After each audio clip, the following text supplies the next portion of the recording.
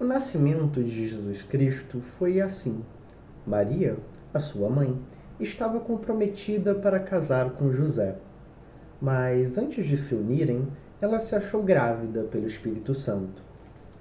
José, com quem Maria estava para casar, sendo um homem justo e não querendo envergonhá-la em público, resolveu deixá-la sem que ninguém soubesse. Enquanto ele refletia sobre isso, eis que lhe apareceu em sonho um anjo do Senhor, dizendo: José, filho de Davi, não tenha medo de receber Maria como esposa, porque o que nela foi gerado é do Espírito Santo. Ela dará à luz um filho, e você porá um nome nele de Jesus, porque ele salvará o seu povo dos pecados deles. Ora, tudo isto aconteceu para se cumprir o que foi dito pelo Senhor por meio do profeta. Eis que a virgem conceberá e dará luz a um filho, e ele será chamado pelo nome de Emanuel. Emanuel significa Deus conosco. A véspera de Natal recebe todos aqueles que chegam do Advento. Nessa grande jornada, que é o calendário da igreja, o ano litúrgico, o ano cristão, chegamos na nossa segunda parada. E que bela parada! O Natal é provavelmente, indiscutivelmente, a maior festa cristã. O Natal fala sobre o impossível ter acontecido, sobre o imerecido ter sido alcançado e sobre o impressionante ter se tornado comum. A véspera de Natal serve exatamente para nos lembrarmos exatamente o que aconteceu naquele dia. Claramente, o discurso pode ser repetido 1000 vezes sobre o nosso tempo, as compras, o comércio, o dinheiro, as impressões, os status e todas essas coisas estarem nos tirando o foco da verdadeira história. Mas até mesmo em nosso meio, daqueles que realmente creem no bebê nascido em Belém, que é o Salvador de toda a humanidade, também tem sido tão fácil entregar os pontos por basicamente nada. Parece até estranho para alguns, que quando confessemos o credo, dizemos que Jesus nasceu da Virgem Maria, como se isso fosse uma forma um tanto quanto provocativa. Ou então, isso daí é catolicismo, isso daí é esquisito para mim. Não é. É tão importante como todo o resto da história.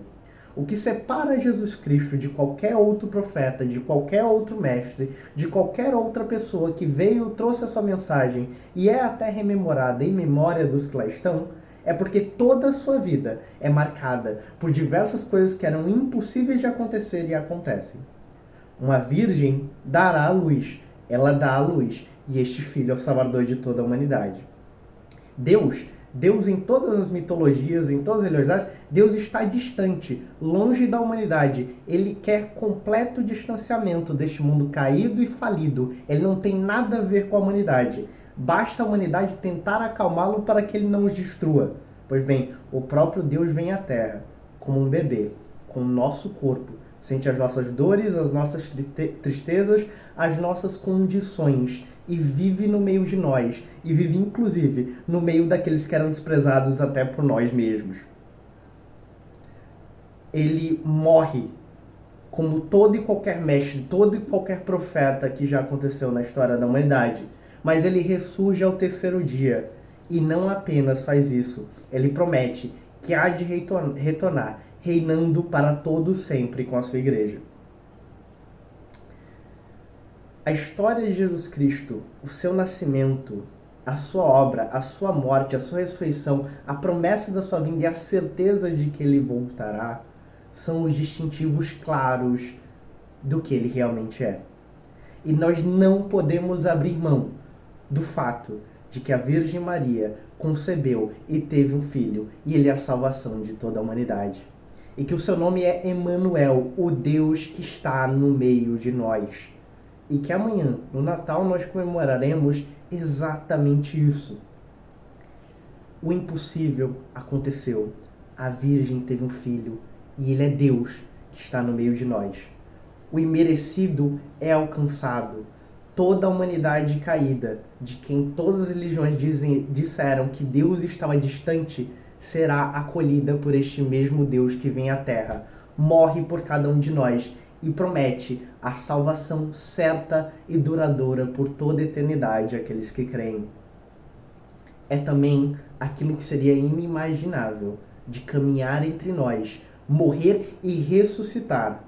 Mas não apenas isso, garantir que retornará em grande poder e glória para reinar para todo sempre, onde já não existirá mais dor, temor, onde não existirá mais essa preocupação com os status, com as compras, com os presentes, com aquilo que temos, aquilo que não temos. Ele será tudo em todos eternamente, de forma que já não haverá mais o que temer.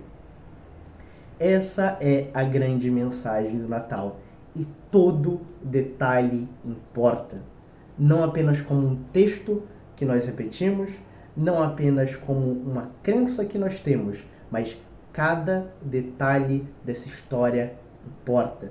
Porque cada detalhe dessa história é a mensagem, a narrativa, a memória, a certeza de que tudo aquilo que não poderia acontecer, acontece. E acontece por amor. Amor eterno e infinito por cada um de nós.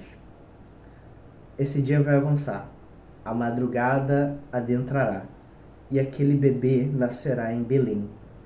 No local completamente incongruente com a sua majestade e glória devida. No local completamente inóspito. Mas creiam e somente creiam nele. Este bebê, em situações tão precárias, ele é o Rei e Senhor majestoso de toda a humanidade. E é importante que nos lembremos exatamente de qual é a sua história, para que ele, uma vez e sempre, seja parte também da nossa história. Fiquem com Deus, tenham um ótimo Natal, boas festas, aproveitem com a sua família e não se esqueçam, o bebê que nasce em Belém é o bebê que nasceu da Virgem. É o bebê prometido há 2000 anos, Rei Senhor, que dominaria todos os povos e traria toda a restauração a Israel. Pois bem, ele há de nascer no estábulo, numa manjedoura, num local escondido, e daqui a pouco ele terá que fugir, porque os poderosos da época vão querer matá-lo. Mas este é o que vive eternamente para todo sempre, que nesse exato momento está sentado à direita de Deus Pai, sobre toda a honra e toda a glória, e que voltará para buscar a cada um de nós para uma vida eterna, plena e perfeita ao seu lado. Aproveitem o Natal, fiquem com Deus. Até mais.